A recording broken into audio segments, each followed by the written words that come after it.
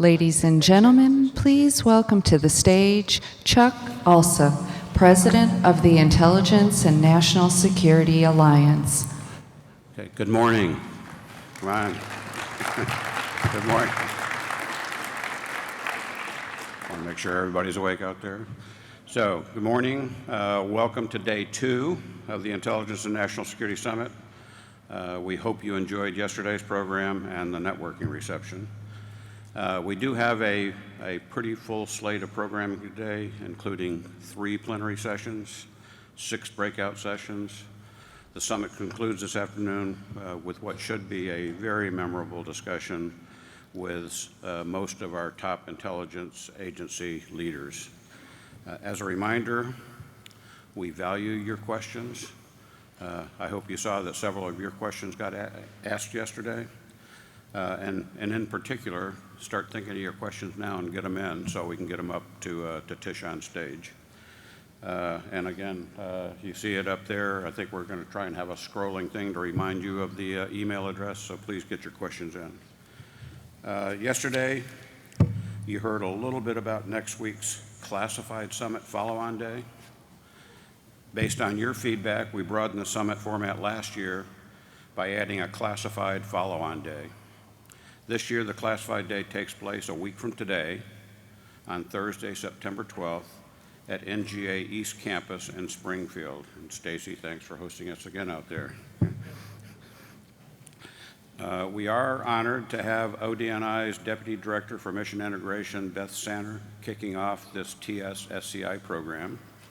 Many of you may know Beth, but for those who don't, her portfolio is significant. She's responsible for the coordination of the entire community's mission, priorities, analysis, and collection, while also overseeing the National Intelligence Council, the National Intelligence Management Council, and the President's Daily Brief. Registration for Classified Day closes today. Cleared personnel can register online at www.intelsummit.org or stop by the INSA or FCA kiosk up at the other end of the exhibit hall and let them know you would like to attend. Later today, you will receive an event survey at your registration email address. Please, I know you all get a lot of surveys like I do, but once in a while there's one survey that may be worth taking a look at, and we would really, really value your feedback, and it will really make a difference. I can tell you, after having gone through this 7 times now of putting the program together for the next year, it's a year-long process, but we will take every bit of your feedback into account as we try and put together the following year's program. So please give us your responses. I would like to thank our sponsors again and encourage all of you to take advantage of the opportunities to interact with our exhibitors today. We couldn't do this program without their support, so a round of applause for our sponsors again.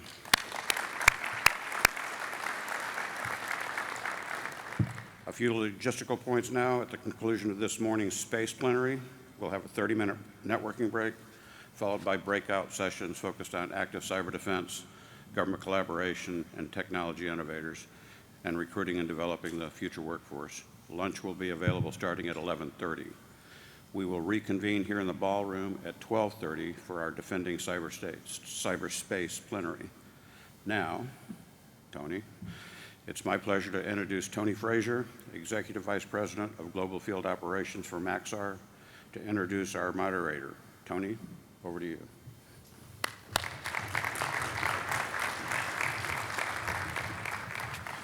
Good morning, everyone. As Chuck mentioned, my name is Tony Frazier. I'm the Executive Vice President of Global Field Operations at Maxar.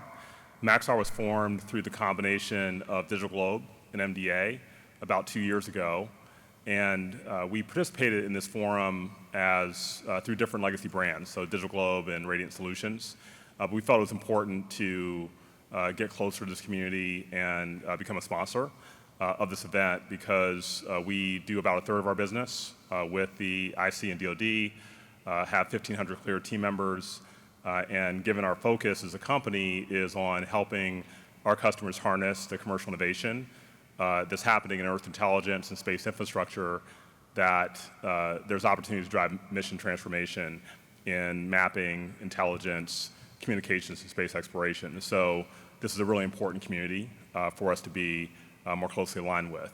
So it's my pleasure to introduce our moderator, Tish Long. Tish is the chair of the Intelligence and National Security Alliance. She's also the former director of NGA.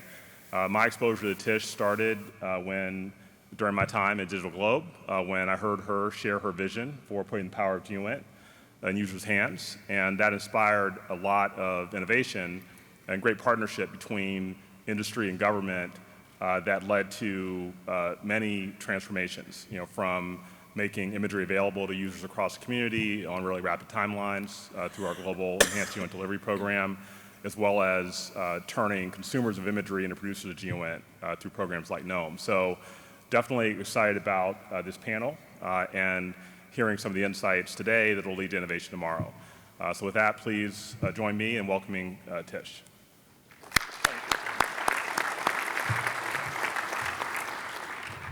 Tony, thank you very much, and it's great to see you here this morning, and we very much appreciate your continued support of INSA and certainly all that you're doing for this national security community, so thanks. As Tony said, I'm Tish Long. I'm chairman of the board of INSA, and I am very honored to be moderating this very distinguished panel here this morning, and I think we're going to have some fun. At least that's what I told them backstage.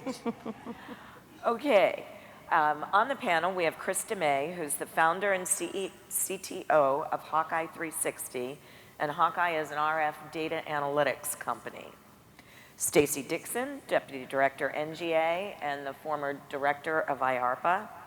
Tina Harrington, Director of SIGINT at the NRO, and Major General John Shaw, United States Air Force, who is the Deputy Commander of Air Force Space Command. I'm going to have each of them do a short introduction to frame their mission and their priorities. And so after we hear from them, I'll start a couple of rounds of questions. As Chuck said, please get your questions ready. I've already had a few pop up on the iPad, so we certainly want to be able to answer your questions from the audience. So Chris, over to you. All right, thank you, Tish. First off, thank you to INSA and AFCEA for hosting this incredible and important event. Tish, thanks for leading the panel. Again, Chris DeMay. I'm one of the founders and the Chief Technology Officer for Hawkeye 360.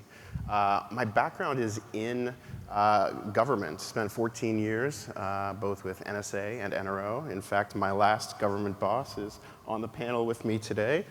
And from those experiences, I learned quite a bit about government capabilities, but more importantly, I learned a lot about technology. And as I learned about technology, I was seeking out opportunities to create something new. The panel today will be a bit about opportunity, and the Hawkeye 360 story is about opportunity. It's about a convergence of new technologies that enabled our capability. It's about a convergence of those technologies with customer interest and financial support from a great set of investors. So having the cash, having the interest, having the technology allowed us to be built. It's been a wonderful experience. We are 4 years old. We've raised over $100 million. Part of the theme I will weave into the conversation today is about how private equity is allowing us to create something that the government can leverage. And this isn't just Hawkeye. This is all of private industry that is sticking their neck out there to take risks, allowing the government, frankly, to take less risks in leveraging some of those space-based technologies and capabilities.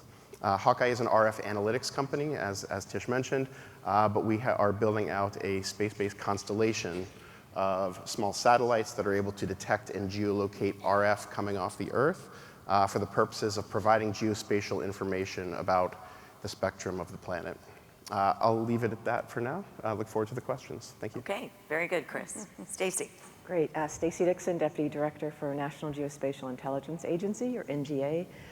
Been in this role for just over 2 months, though I've been with NGA since 2010. And we exist to basically show the way, help the country understand the world.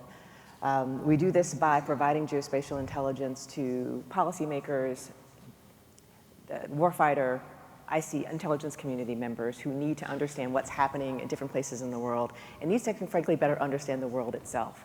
There's a lot of information about the world, whether it's gravity, the magnetic fields that we need to understand to be able to use the technology that exists today.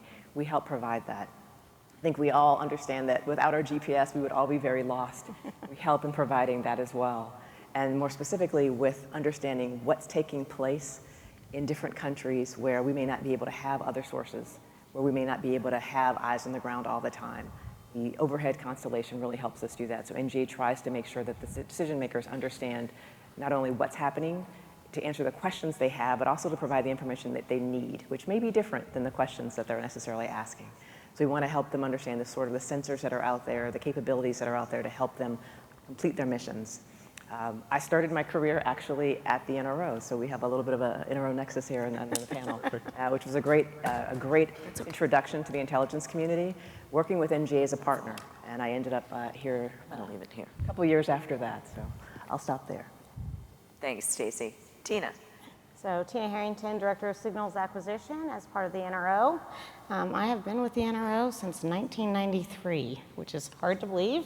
I'm in a variety of positions, first as a aerospace corporation and then swapping over to government in 2006. NRO's mission is basically everything from research and development, acquisition, operations, all about fielding and doing the right thing for intel and military users. We basically work very closely with our mission partners at NGA and NSA, and then we also work very closely with the Air Force on making sure we have the right partnerships and that we are doing the right things on both sides. And one of our lifebloods is innovation. One of the things I love about what's happened in commercial space is it's letting us focus our technologies where things that are just unique to us, but then leveraging so much that is coming out of the commercial world. And the other piece that I find just so exciting watching from 1993 to now, the whole space world, is that transition with the commercial now really springing more and more to life, is how much more interest new professionals coming out of school have in space. And that's really driven by a lot of the commercial work that's being done. You know, government's thought of as boring and takes a long time. Space kind of fell as part of that, but now you see all these folks that see, because of the new launch providers that we have, because of the commercial small satellite business, the ability to do things in schools and in universities to actually launch small satellites, that's been really driven by the commercial market and the ability for us to take advantage of that market that's now coming out to help us field the generation of professionals that we need as we move forward. Terrific, Tina. I got a couple of questions coming out of those remarks already. General Shaw. Okay, thanks, Tish, and thanks to INSA for hosting this forum. So I'm John Shaw, Deputy Commander, Air Force Space Command, career space operator, astronautical engineer, and full disclosure, two of my favorite assignments in my career were with the National Reconnaissance Office, so we have a common thread there.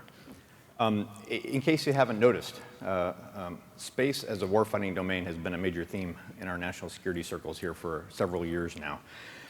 And you know, to invoke Rick's French friend from Casablanca, we're shocked. Shocked to find the space as a warfighting domain, right? Actually, in truth, I think we shouldn't be surprised. That might be the biggest thing to take away. And why is that? Because space is critical to modern warfare and to modern society, and only increasingly so in so many different ways. And yet, it is perceived by potential adversaries to be vulnerable. And so it is only logical, and we should not be surprised that therefore our space capabilities would therefore be threatened, and that potential adversaries would develop capabilities to threaten those our space capabilities that are so critical. So the big tectonic shift that we've been facing really within the national security arena, but more focused at Air Force Space Command, is how do we make this shift to space as a warfighting domain. The big tectonic plates that you've all been watching, I'm sure, have been the stand-up of United States Space Command, a new combatant command, really bringing back the old United States Space Command, but definitely not the same flavor, which, by the way, just was established last week in a Rose Garden ceremony at the White House. And we will cinch the thing next Monday in Colorado Springs with a ceremony overseen by the chairman, where General Raymond will take the flag for the new United States Space Command. And that brings its own challenges in its own right, and the intelligence support that command will require and has been a major priority for General Raymond as he stands up this new combatant command. The other big tectonic plate that we'll know more about here in a few weeks is Space Force, and that would be the organized, train, and equip arm, the service, that would then supply the capabilities and the warfighters to U.S. Space Command and the other combatant commands as necessary. And we've been looking really hard at what we think that would look like and how do you set up a Space Force for success. But kind of maybe a little bit below the waterline that maybe hasn't got a lot of attention we've been spending a lot of time on is, hey, it's not just about the organizations, right? What are the capabilities that we need to develop to protect and defend our space capabilities? And perhaps the most important thing is, how do we grow the people to do that? And one component of that human capital piece is the intelligence side. We're going to have to grow intelligence professionals for the space domain that support operational and foundational intelligence for a potential war that extends to space. And it's a major focus for us. A theme I'll leave you with, and in fact, I'll even challenge you to think about this right now. When you think of space and intelligence together, you might be like me. I spent, in my career, I think about intelligence collection in space coming down to the Earth, intelligence from space. We need to think really, really hard now about intelligence for space. Where is that intelligence expertise, the processes, the capabilities we have to understand what's actually happening in the space environment to support General Raymond in his capacity at United States Space Command for a potential war that may extend to space? So a new kind of focus area for us moving forward. So I look forward to the panel and the questions. So General Shaw, let me just key off something there, not a question, but a comment. I'm really happy to hear you say that, coming from the operational side of the house. Those of us who have been in the intelligence profession our entire career, sometimes perfect intelligence is simply assumed. So it's nice to hear you say that you understand that we don't know everything we need to know to support operations in space. And so getting that demand signal, understanding the requirements so that those capabilities can be built is very important. So thanks for that, and we'll probably come back to that. I'm going to start off with something that was kind of woven throughout all of your comments. And this is a question for all of you. So this is jump ball. All of you can answer, some of you, but there's not an option for none of you. Okay, so both government and industry now have a wide range of capabilities, whether it's launch, whether it's building small sats, space-based communication systems, analytics. There is a lot out there. And what I'd like to hear from you is, what are the implications of an increasing democratization of space-based capabilities that allows any company or any adversary to operate in space? So what are the challenges? What are the opportunities for us that are posed by this dynamic? It's exciting. I'll start there. I'll start with the good. All of the potential information that will be accessible on demand anywhere around the world is very exciting. The creativity that's going to be needed to create the tools that are going to be able to allow us to use this information, to be able to store it more efficiently, those are the things that are a little more daunting. It's a lot of things that we're going to have to be watching and monitoring. And we know that we can't expand the number of people to be able to look at everything, so it's about really moving towards having that machine-human teaming, which provides a lot of other new challenges in the way we do things, but great opportunity in the way that we'll be able to allow some of the more routine, some of the more repetitive tasks to be done by a machine so that we can leave humans to be able to do the more creative, the more critical thinking. So that part is really exciting to me. I think in addition to sort of the US commercial and government, the ability to also leverage all of the foreign partners, not only for their satellites and sensors, but also for their analytics and for their product creation. There's a lot of opportunity out there to really not have to do everything ourselves anymore, to really leverage those alliances. And so for us, it's exciting, but a little scary because of the amount of data that has already started coming and the amount that's going to be coming that we want to have eyes on. I would dare say there's a number of industry partners here who would like to help with that. Absolutely. Anyone else want to add on? I think it's a great opportunity. I go back to, I look at what commercial is doing, and it really does let us leverage. My prior boss had a saying that she used quite often, which is we should buy what we can and build what we must. Government dollars are always, no matter what it might look like, still limited. And we want to focus that on the things that we and we alone need to do, not the things that others can do. Obviously, adversaries are going to also field things. I would say put that in the same as every other domain we work in and live in. Air domain, adversaries do things. Land domain, adversaries do things. Sea domain, adversaries, cyber.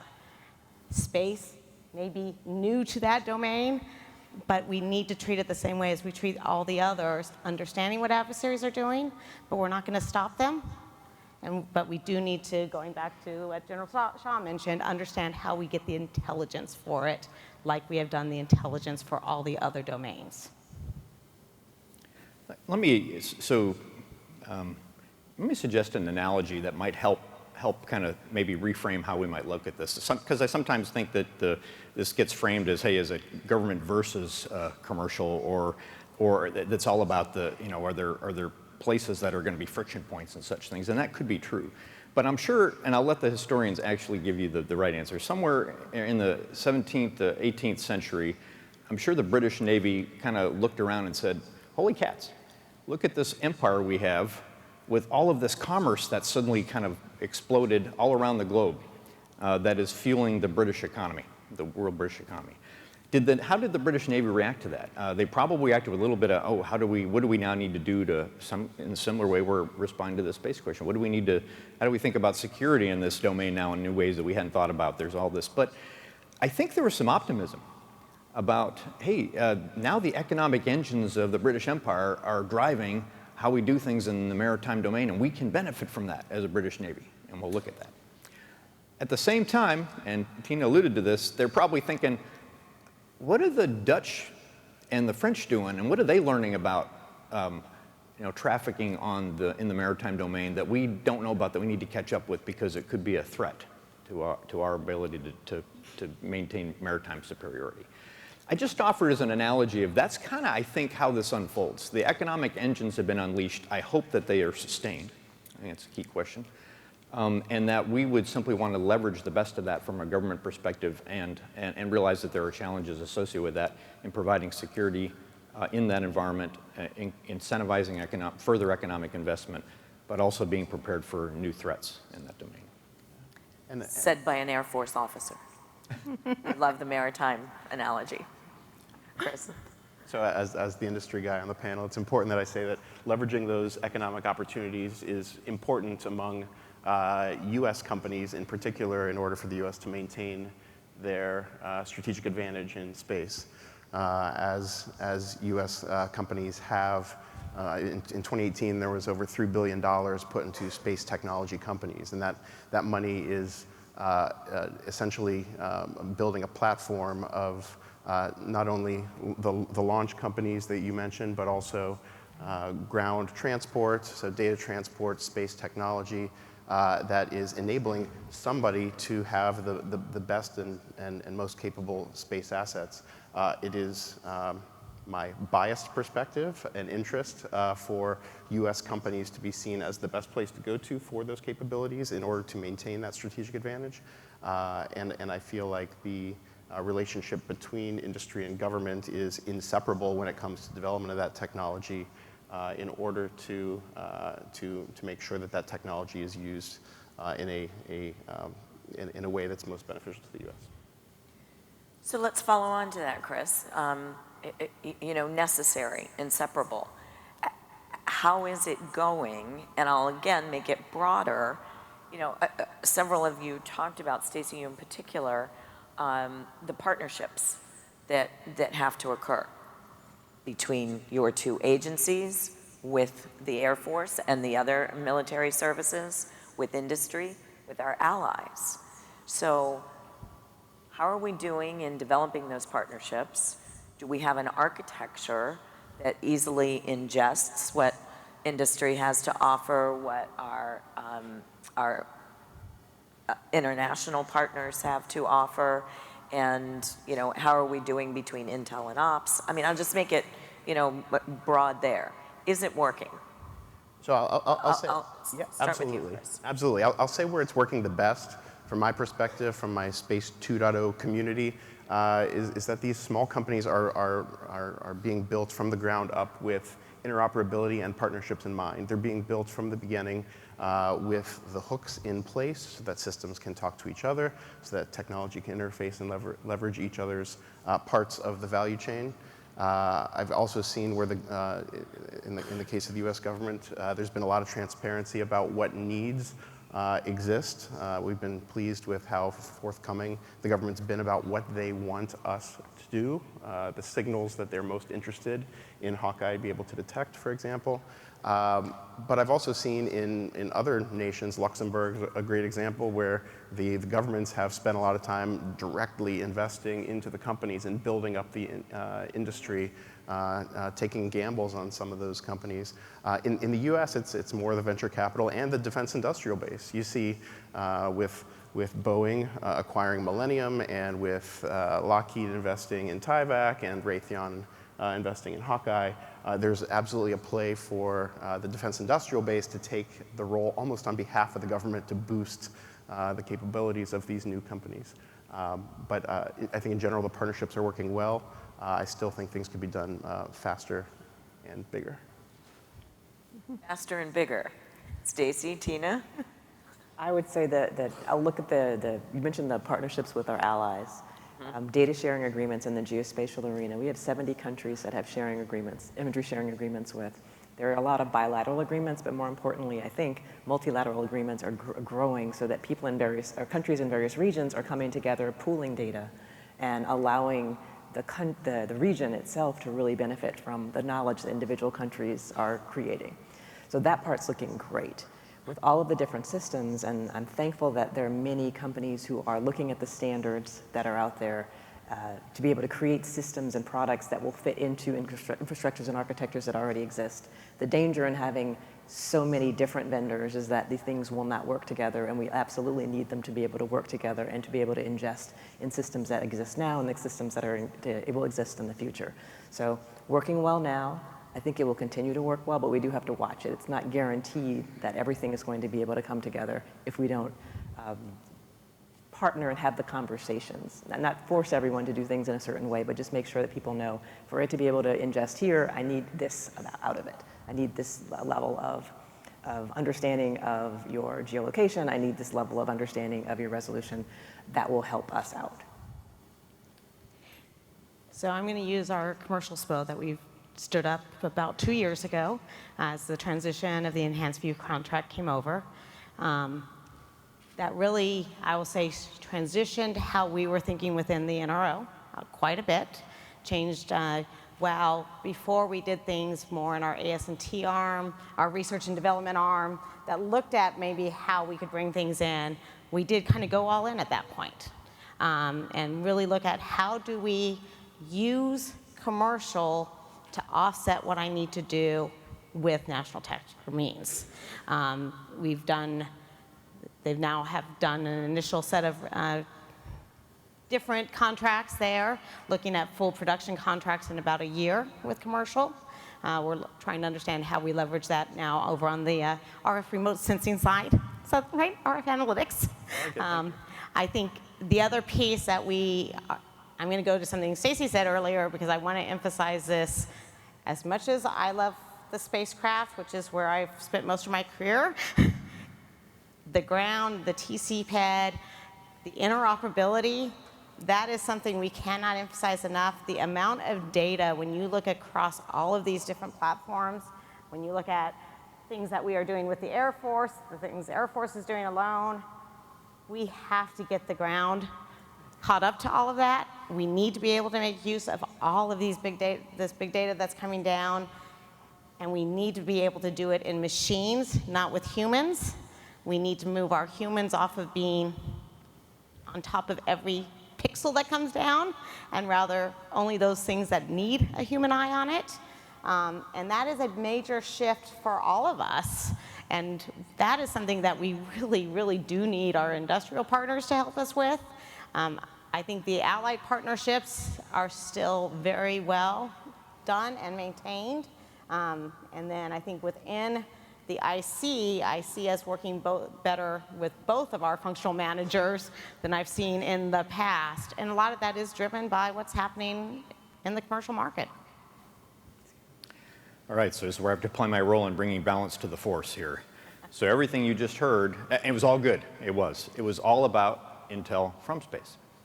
Everything, every component and every piece of what you heard here on that has a counterpart in Intel for space. How do we understand what's going on in space? How do we harness partnerships with industry and with allies to get better space situational awareness, or as we're starting to use a term more and more now, space domain awareness, because I think it's bigger than space situational awareness. And frankly, in the same, so I know that Stacey and NGA struggle very hard with the big data problem of collating everything that can possibly be collected to understand what's happening in the terrestrial spheres, including things from space. It's a big data problem to understand what is going on within the space domain as well. Turns out space is pretty big. It's huge. And it's only getting bigger in many senses, both from a cosmological as well as a policy. So how do we make sure that we're harnessing all of the capabilities to understand and attack that problem? I could spend a lot more time trying to dive into that. I'm happy to answer questions there, but just realize everything all of the challenges that were described with regard to Intel from space, from commercial allies and such, have a component in the Intel for space arena. Good point. So all that data out there, and you really are trying to leverage as much as you can from all of your partners. Let's talk about the security and integrity of all of that data. As you're trying to deal with just the amount of it, how are you dealing with the security and integrity of it? And what's at stake if we don't secure that? So data assurance and blends over obviously into mission assurance. And how do you mitigate those threats? You want to go ahead? May I? Please. Thank you. Industry can't sit here on a panel and say we want to interoperate fully with the US government without also acknowledging the importance of cybersecurity and taking it seriously. There are absolute threats to space assets, government and commercial, and when you're essentially launching computers into orbit, you have some of the same threats with your satellites that you have with your home PC or workplace server. So there are standards in place that can be leveraged both by government and commercial, and they have to be taken seriously. You can't dabble in security, we've been known to say. So bringing on professionals who are able to implement and enforce policy to protect systems, both on the ground and on orbit, is essential for any element of industry to be considered an integral part of the broader government solution. I think everyone is very happy to hear that, Chris, and directly gets at a couple of questions that we've had from the audience. I agree. I think that companies need to acknowledge that everyone's a target for someone wanting your information, and being able to sort of come forward and kind of proactively talk about the fact, what you're doing in cybersecurity will help us as a consumer of the information and the capabilities that you're providing. It doesn't take us off the hook. We still also need to do our own checks. So I'm hoping that because of all of the information that is going to be out there, data collected, that we're going to have multiple data points to be able to check things against. I mean, that's sort of a simple way of if you're taking a picture of the same place with two cameras and they're different, then one of them is wrong. It's an easy way of looking at it. That's far too simple, but I'm hoping that then the amount of data that's out there is going to help us to be able to determine if something is being manipulated. But we have to be aware that there are reasons that people not only want to put malware in the systems, they want to not let us see what's happening out there. Denial and deception has been that's been around for as long as we've been taking pictures of things. The idea of people actually manipulating the images themselves as a form of denial and deception is something that we have to acknowledge will be happening. We've seen a lot of it with deep fakes and other facial recognition and other similar technologies. So we know that it can be done, and we know that it can be done really, really well. We can't pretend that that's not a threat, and we just have to figure out different ways to approach it. So we are working through that, but great ideas are definitely welcome in this particular environment. I think it's only going to get worse, frankly. I'm just going to flavor the discussion with a question because I don't have the answer. As we've been looking at standing up a Space Force as a separate service, one of the questions is what cyber professionals need to be part of that Space Force? What knowledge, skills, abilities, core competencies are needed? And we don't have the total answer yet. It's composite. There's a number of answers, but the one piece that we always come back to is security and defense of our space, of our networks that help us operate our space capabilities. I'm fond of saying that cyber and space are best friends forever. We won't be able to do things in the vast reaches of space with mostly autonomous vehicles being operated remotely without the cutting-edge cyber capabilities that we need to bring to bear, and mission assurance and cyber assurance are a big component of that. So I'm going to take it a little different than cyber, because cyber is critical. But as a spacecraft developer, supply chain is probably one of my biggest risk areas anymore. The amount of things that have gone offshore, the number of things that we used to do in trusted foundries that are no longer available, we worry a lot about cyber. We worry a lot about, data integrity, but supply chain is one of those things that for us, and making sure that the folks that we are counting on has the supply chain they need, and that folks that might used to build batteries thinking that there's not a big business anymore, not staying in that business, that very much hurts us from the government perspective, and from that trusted and getting then the commercial folks that we would want in, because we want to know that they've got a trusted supply chain as well. So it's a little different perspective, but it is something that really has, with the democratization of space, with space going worldwide, some of those supply chains have not stayed within country or within one of our allied countries, and that is one of the things that from a security perspective we look at very closely. Which is why there is certainly much more of a focus by the Department of Defense on that. And we heard from Suzanne White and a couple of the other folks yesterday on the various panels that there is a real focus on supply chain and securing the supply chain. So that's certainly a message to our industry partners here on where help is needed. General Shaw, you've mentioned this now a couple of times from different perspectives. First, the intel support too, and now cyber, and what does that look like? So who's responsible for providing that intelligence to the new Space Command? And is that being developed, and how would you assess it at this point? Well, so I think everybody. So I'll start with the obvious, right? So let's talk about the warfighter. At U.S. Space Command, General Raymond, one of his very first initiatives was to make sure that we ingrained in U.S. Space Command a very close partnership with the intelligence community, and I think it's off to a terrific start. And the nexus of that is at the National Space Defense Center at Schriever Air Force Base. In the name of that, really, it is the National Space Defense Center. It's not the joint, it's not a combined space defense center, it's a National Space Defense Center, because the intelligence community is a vital component of that center, and also of the command writ large. In fact, I think that we now have a J2 and a deputy J2 on station in Colorado Springs to help with the stand-up of U.S. Space Command. It's the only complete team we really kind of have. Whether the 3 has a complete team and the 2 has a complete team, we're still trying to get all the other pieces there. And that's just to give you an idea from a warfighting perspective how that integration is coming together. So that's the warfighting piece. On the development piece, so here's what, and I know General Jameson was here yesterday. I think she had a chance to talk about intel from and for space, and a little bit about how we're growing space professionals. The Air Force has actually really made some huge changes in just a couple years.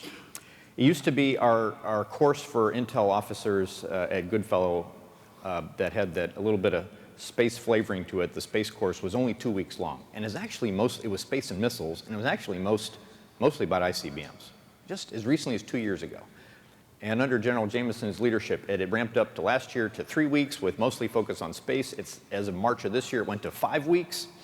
And I think it's only going to expand and specialize even further with the stand-up of a separate Space Force, which will have its own space intel professionals that grow from second lieutenant to senior officer, or on the enlisted side from a one striper up to chief. We're going to have that within a Space Force. We're starting to grow that, and the ramp up has been huge, and we're going to continue to grow in that long. So, do you think we need a National Space Intelligence Agency?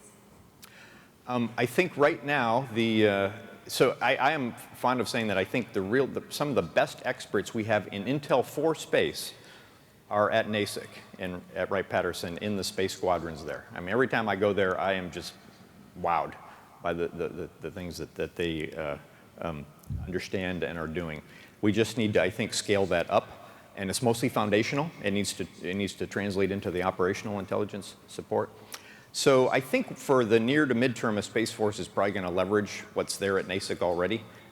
It's possible in the future there is a separate National Space Intelligence Center.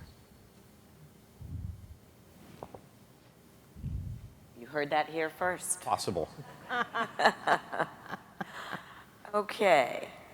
How are we postured to deal with the threats to our space supremacy?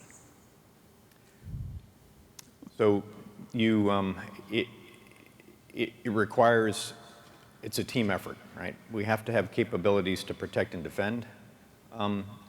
Otherwise, vulnerable capabilities in orbit. You have to have, as I mentioned, the space domain awareness to understand what's going on in space, and it can't be at a tempo that doesn't operate at the speed of war. And you have to be able to command and control the entire enterprise in a team and collective fashion. When we were able to treat space as a benign domain for a fairly brief period in our overall history, I think is what we would point to, you could operate independently. GPS could operate almost completely independent from MILSATCOM, completely independent from missile warning. And the only efficiencies or overlap might have been in personnel or geographic locations to command and control them, just kind of basically efficiency of operation. We can't do that anymore. It now has to be part of a complete integrated enterprise to protect and defend everything we have in space. And the National Reconnaissance Office is part of that team. So I think that's what we're really focusing on, is how do we do this from an enterprise and a command and control perspective that we've never had to do before? How do we integrate those operations? And by the way, it's not just in the space domain, right? It has to inform what is happening in the terrestrial domains and the needs of combatant commanders on the ground as well. I think I laid out all the terms of the equation. We're just trying to kind of put those in the right order and get the right answer. And I think a lot of the joint exercises that have been done continue to develop the TTPs that we need in order to work that problem set. I think the NSDC is a critical portion of getting us in line to be able to have those discussions, know how we work. I actually think in this area is probably the closest I have seen the Air Force and NRO work together, really figuring out what is each other's roles, how we work together, what things we take the lead on, what things they take the lead on. But in either case, whether it's a leader or a follower, we're working together. We're not working at odds with each other. It's actually been a very collaborative environment for us. And I think that's going to be critical to being able to stay ahead of the threat. Absolutely critical. And as a citizen, that's exactly what we want to hear. For those threats that originate from the ground, NGA definitely has a role in helping to keep an eye on those things and when things are being launched that could impact space. So definitely a critical partnership with everyone. Okay, let's shift back to some more focus on the commercial side of things. Private sector is investing billions when it comes to what they're doing in space capabilities. Again, as I've said, from launch all the way through. And on the leading edge, how does this affect our national security? security space capabilities. And what I mean by that is, will all of the talent and resources go, not all, but predominant, are we seeing a shift? The talent and resources go to profit-making activities versus national security. Yeah, so that's a great question. I don't think it's a zero-sum game where the top talent has to choose between government or private sector. The win-win is when we bolster the talent base by getting people excited about space, and I think we're doing a great job of providing really exciting opportunities that have new folks joining the workforce considering space a opportunity or the best opportunity to do something exciting. If I go to Hawkeye employees and ask them what motivates them to come to work, they talk about having a purpose within a well-defined mission, first and foremost. Then they want to work with great people and work with exciting new technology. Nothing I listed there is inherently industry, right? Everything there is available in government and industry, and when government and industry work together to produce exciting things, that bolsters the workforce that we both get to enjoy. Gets back to that partnering. Yeah. So I'm going to go from my other hat that I wear, which is the cadre lead for NRO. NRO never had a workforce until now 3.5 years ago. And so we always borrowed our workforce, which was great for us because you bring people in, you get new ideas in. As of about 3.5 years ago, we stood up the DoD cadre to basically have a permanent presence at the NRO, folks that stay there. And so we have just started going out and doing recruitment and other things. And we do find, again, I go back to, because of commercial, young people are really excited about space again. And when we go to these recruitment activities, there are a lot of folks that are very interested in getting into the government side in space, and it's that combination. And I think the other piece that we all have to recognize is this generation is very different than when we grew up, where we might go somewhere. I said I was in NRO since 1993. They're going to ebb and flow in and out of both industry and government, and we need to be ready for that. And how do we work that so that it's good for their career and good for us? And that's something that is a different model for us, but it's a reality in the model we now have to live in.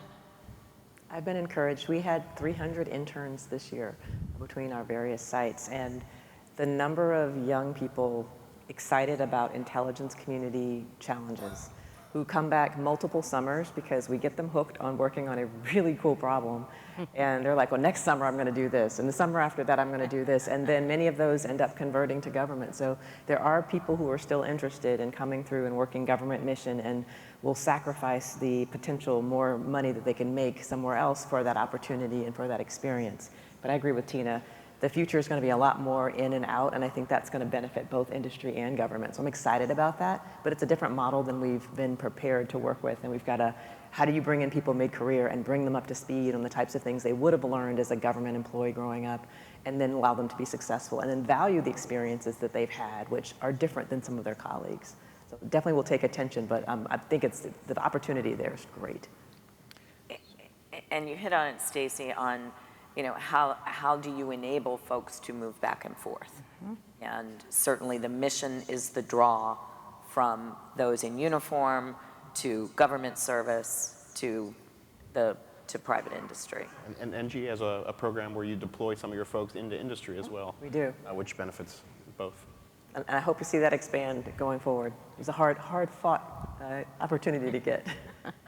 And we won't talk about the security clearance issue here.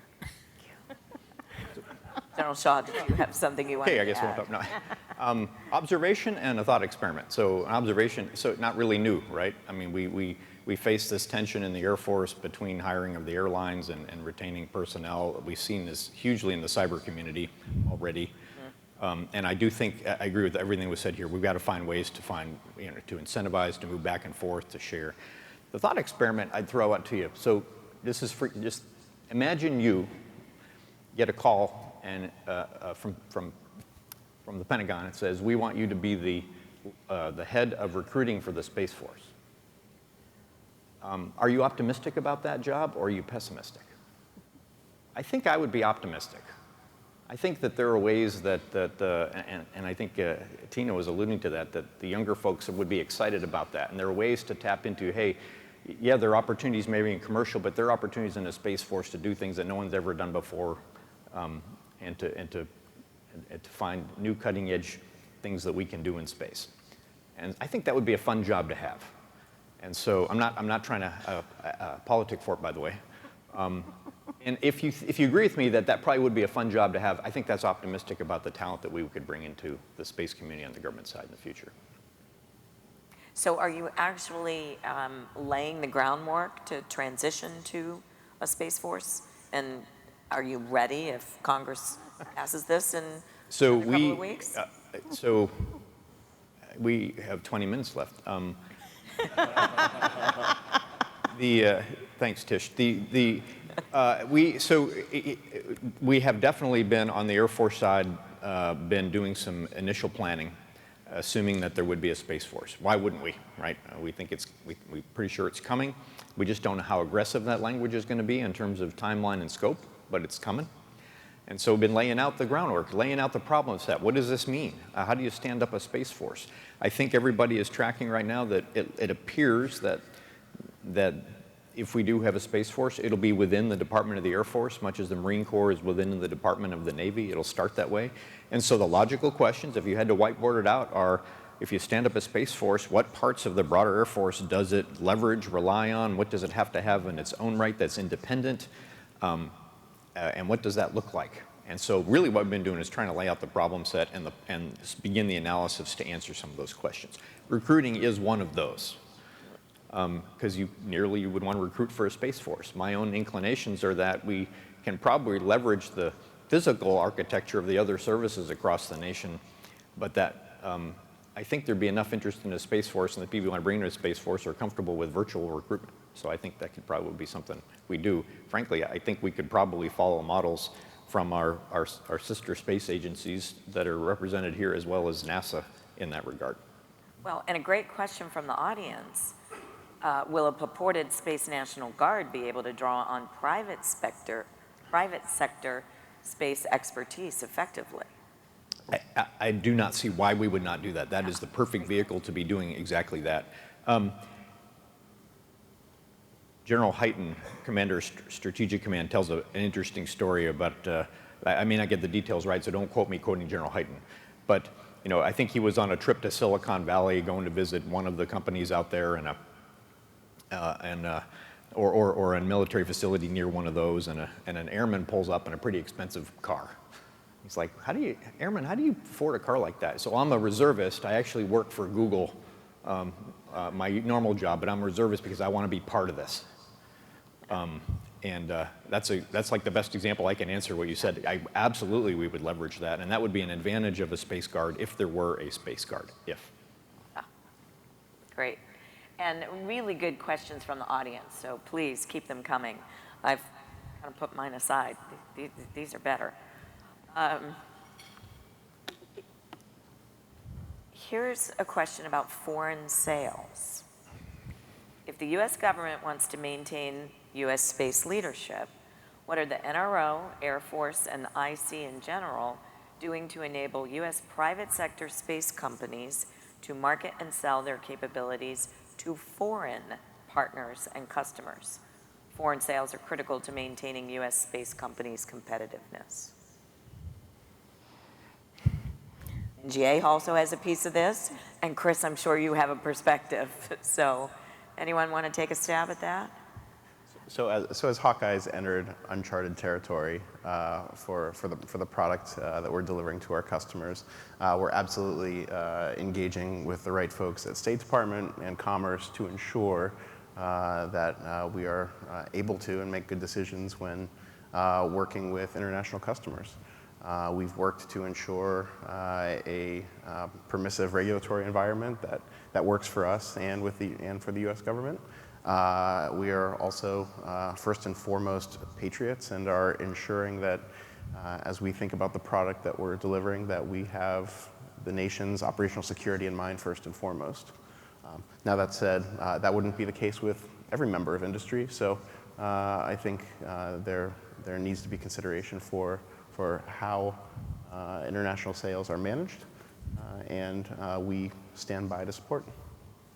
Yeah, I mean, I think at the end of the day, we don't want to disadvantage U.S. industry. Right.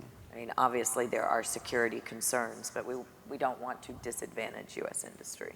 Agreed. If foreign capabilities, you want to be able to sell anything that they can already get from others in their own countries or in other countries. The question is, how much better would you want them to be able, how much better of a capability would you want them to be able to buy from a U.S. company than they could get on their own? I don't think any company wants to be the one whose image is used against U.S. forces somewhere else. So it really is a balance of, you mentioned regulatory and sort of policy. We don't always get it right, and sometimes we're a little bit slow. We don't want to disadvantage American companies. That is certainly true. So there's a lot of dialogue that happens to kind of figure out what is the right spot. And because the capabilities are changing so frequently, making sure that we're always reviewing what restrictions we put in place and keeping up with where technology is. So speaking of changing capabilities, much of the commercial GEOINT mission has been associated with mapping foundation data. With the new sources and analytic capabilities now available, this is not just for you, Stacey, but really all of you, do you feel there are new missions commercial GEOINT can take on? And if so, what might they be? And how can your industry partners help? We have a program right now called Tierline, which allows us to have academia, industry partner on what are, I would say, intelligence problems, or ones where there's so much commercial information available that it doesn't make sense for NGA as an intel community to be focusing on it ourselves. A couple examples include North Korea, the coal industry. There's certainly things in the Arctic. There are things in the world that we can leverage others, whether buying products, services, and analysis, and not have to do it on our own because there's so much information available, and the capabilities that exist in industry are what we need. And I'll go back to our commercial SPO that we stood up, and the purpose of that is to understand how we can use what is being done in commercial GEOINT to basically supplement what we need to do within NTM.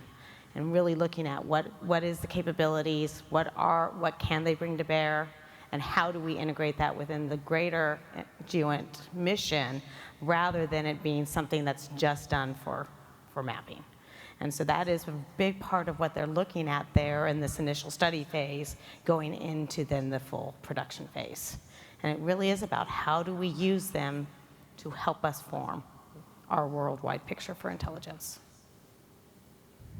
I think I'll reference an example of what we've seen in the last decade that's been impressive that may have escaped a lot of attention, and that is the commercial SATCOM providers have really amped up the game. This isn't simple transponder operations anymore. SATCOM providers are managing global networks across multiple satellites with users of various bandwidth needs and spot beams. As they manage these huge networks, they have now developed an awareness that really we've been able, from a government side, that we've been kind of lagging. Understanding where a need is, where potential unintentional interference is coming from, to geolocate that, to remove that from the equation, to continue to provide service. These are the sorts of things we want to do on the government side. And so we're able to leverage that. So I guess the question is, what's the next level of evolution that we can leverage in that same vein? So perhaps launch. There's a lot of capability that is being delivered today, being thought of, being developed. And is launch really keeping up? And who should take launch to the next level? Should it be the private sector? Will it be the private sector? Should it be the Department of Defense? Should the intelligence community be pushing towards that? Any thoughts there? I think it's a mixture of both. Basically, we still very much, for our main missions, rely on the Air Force to basically develop those and make sure it's meeting our very stringent requirements. However, we also went off and did what was called, I think the SAP refers to it as the tiny rocket contract a few years ago, which allows us to go directly to commercial for some of those things that are more Class C type of system. And I think a lot of that work has been pushed by the commercial companies wanting things in that price point. And I think government should figure out when and how they can make use of that, because we don't always have a Class A system that I've got to have the most stringent requirements against. I have a whole variety, and if I've got the variety, let's look at the variety of options to get it to space. I think the launch industry is probably the best example of commercial driving commercial for a number of these launch providers. I mean, you can go out there and print a list of 150 companies that claim, mostly on PowerPoint, that they're going to be launching rockets over the next few years. I've had the privilege of visiting a dozen or so of these new launch providers and seeing what they're building. And it's real technology built on a business plan, mostly for supporting commercial launches and the new commercial constellations. But what they're offering in this smaller class vehicle is responsiveness and the ability to choose the orbit you're getting into, which not only has commercial application, but is absolutely useful for responsive space for the government. So I think anyone who's followed the launch discussions from a national security perspective, there's this tension between assurance and making sure that we are incentivizing innovation and a new way of doing business. One of General Raymond's big pushes over the past year has been re-envisioning the large launch facilities. Spaceport of the future is what we've been calling it, to make sure that it is actually keeping up with demand as well as capability set, and not being a relic of how we did things before. I'll also say continuing dialogue with industry is absolutely important.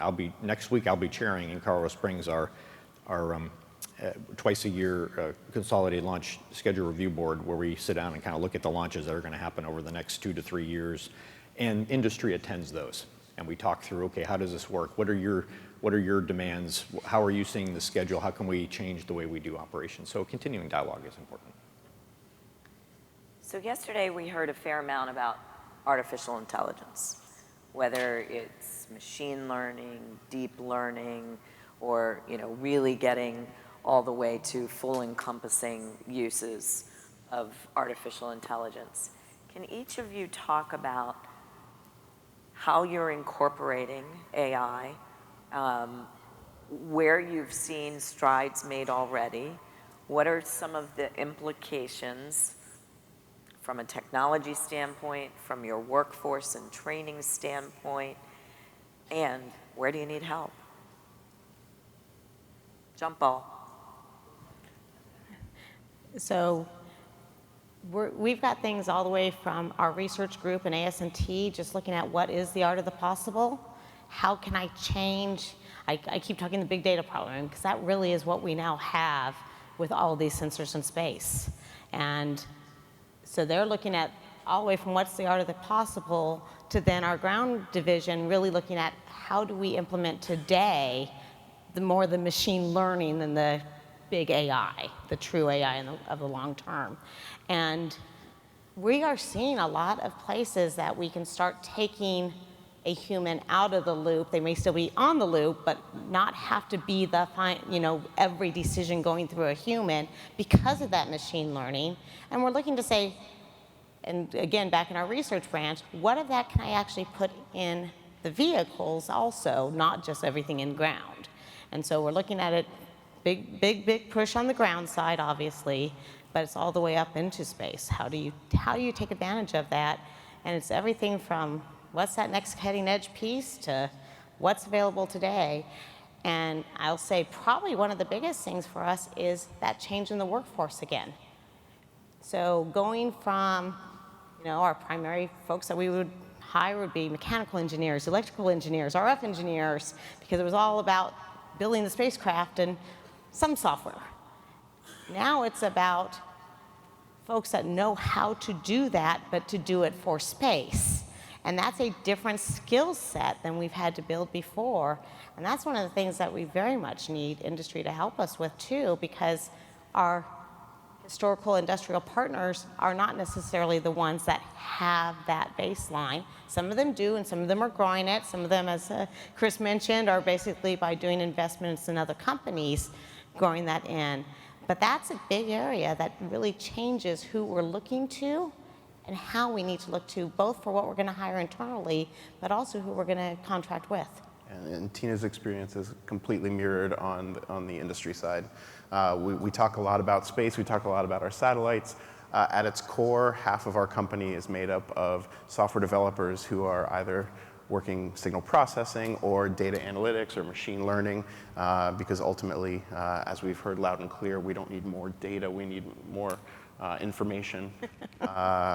So I mean, I think commercially the ability to offer information through valuable machine learning is something that's inherently unclassified, it's commercial, it is shareable, but it is the machine learning on the commercial side as well that enables the delivery of that information. So Stacey, where is NGA in reading out nothing has changed?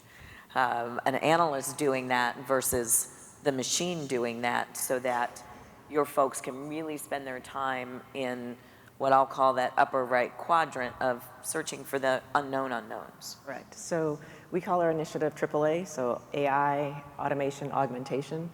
Right now, a lot of focus on the automation side of things. So how do you take people out of the loop? How do you enable sort of processes that are going to be happening where you're thinking through, what is my intelligence question? Okay, if I see this, then I want to look for this. If I see this, then I want to look for this. Automating some of those things so that it can kind of tip and cue automatically and get us to a result. Speed up that process. From the perspective of really getting to AI, machine learning there's a lot of potential within NGA. There's a ton of data, but you have to think about it. It's data that's been collected for entirely different purposes. So it's not conditioned to be used right now, to be thrown into an algorithm, to train it, to be used to then search for these unknown unknowns. So we've got a little bit of a decision to make as to how much time we spend kind of going backwards to condition the data we have to be able to look forward and predict things versus just making sure all the data that we're collecting now, all of the images that we're processing have what we need to go forward with AI. And so we're trying to find that balance. I see a lot of promise in moving beyond just the known behaviors at a known location. I think that's the easiest thing that we can do right now. There's a lot of automation there. Getting to the point where we're not even sure what's happening or where it's happening. There'll be a progression. Machine learning is going to help us move in that direction, but we've got some work to do. We've got some skill sets we need to definitely bring in on the data architecture side. In addition to those who really understand machine learning, we're sort of making some strides in there and in data science, and then in sort of software development. But there's some pieces of the puzzle that aren't quite yet in place that will enable us to then move forward. So first, an observation. I think probably some of the most impressive robots that we have ever built have been the interplanetary explorers. It's not easy to land a rover on Mars and then have it operate in mostly autonomous mode. That's kind of the past, but I'm just saying, hey, so that's interesting to look at that. When a Space Force stands up, it's going to be around for a long time, and its ultimate destiny is going to be providing security and projecting power for increasingly vast distances, from geosynchronous to cislunar to beyond. We're not going to be able to do that. Just, all the memes aside with TIE fighters and whatever, we're not doing that probably with humans in space anytime soon. It's going to be done the way we've already seen how our exploration of the solar system has gone. It's going to be done with machines. And it's going to be done at the speed of war. When you put all those, again, terms together in the equation, I can't get to a solution that doesn't tell me that has to be done by cutting-edge autonomy, artificial intelligence, and machine learning. And so, again, space and cyberspace and artificial intelligence, best friends forever. I think that's something that we will be pursuing and at the cutting edge for years to come. I think so as well. So there have been a number of questions on agile acquisition. Why would industry continue to work with the government, all of the red tape, et cetera, et cetera? Let me try and boil it down. Chris, what are commercial industry's biggest hurdles, red tape, et cetera, when dealing with the US government? So that's your question. For the rest of the panel, What are your agencies doing? And give me a couple of specifics. What are you doing to make it easier for commercial industry to work with you so that everyone is more effective in providing what the warfighter needs? Sure. So first and foremost, if a company wants to play with the U.S. government, they have to be sensitive to the fiscal timelines, right? Ensuring that we are not an afterthought from a budget perspective, lest we get left behind through the budget cycles as things are planned multiple years in advance. Beyond that, as a small company, some of the things that we believe we'd play very well in are nearly impossible for us to prime or submit responses to, given the level of effort associated with even putting together the documentation required for consideration. To that end, we find partners, we find big brothers to bring us along for some of those opportunities. We find ways around it. Are other transactional authorities being used, and are they helping the OTA mechanism? We are looking at some of those opportunities, and they're absolutely more promising than traditional techniques. I'll leave it at that. Yeah. Okay, I kind of interrupted you. Anything else? No, I think Got it. that's good. You're definitely looking at what authorities that we have, such as OTAs, that we can use more readily, looking at broad agency announcements, things that we haven't traditionally done a lot with that are easier for industry to interact with us. They're still not perfect, and they're still not as fast as I think people want us to go, but we are taking a look at our acquisition agility, both as an agency as well as the intelligence community through the D&I's initiative for acquisition agility. We know we need to do better, so just a little patience. We're trying to change. Well, and I would say be open to suggestions from Absolutely. from your industry partners. So I'm going to jump on so we are trying to use more of the BAAs quite a bit more than we used to. It used to be very much just our research and development arm that would use those. We're looking at how we can use those more in what I will say the big flying SPOs, rather than it always just being for research and development, so that we can get out easier that way. We are looking at what things we can take advantage of from the OTA, but also from some of the changes that they've done within D&I for doing basically ERDs, or what they're called, but basically doing much shorter timelines, have much quicker authorities to get through. So we're looking at what are those things that are already out there that we can take a hold of, and then also understanding where the stumbling blocks still remain so that we can bring those up as well. And very much, yes, it's still going to have red tape. We're trying to figure out what red tape we can get rid of or make sure that it's not such a hurdle. And I'll just quickly mention two things that we're doing. So at Lieutenant General J.T. Thompson at Space and Missile Systems Center he's really tried to reorient how SMC brings in non-traditional industry partners. He started something I think many of you are probably familiar with, the Space Enterprise Consortium, that has now, I think, exceeded 200 companies involved, and it's all centered on the OTA mechanism to award contracts quickly and kickstart a lot of potential efforts. I'll also mention that the Air Force has been doing a number of what we call pitch days, trying to bring in, again, innovative small companies to answer Air Force needs. There is a space-centered Air Force pitch day planned for the first week of November in San Francisco, and that will be we're looking forward to that to see what can come out of that opportunity. Yeah, I think there's some real excitement building around those. So I think we are out of time. Oh, big stop sign. We are out of time. Thank you all so much. Thanks for really actually answering the questions. And a big thanks to the audience for all the questions that you forwarded. Big round of applause.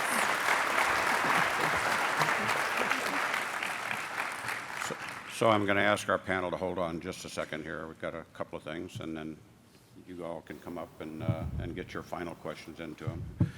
But thanks again to Tish and all our panelists for a truly outstanding discussion. One more round of applause for them. Well done. We're now going to take a 30-minute networking break.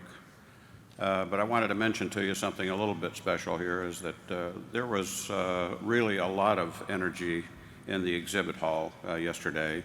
I know Tish and I and Bob and Ray and Bob Shea spent a lot of time walking around to the exhibits, and we're getting a lot of very positive feedback from folks about the interaction they were having with you, okay?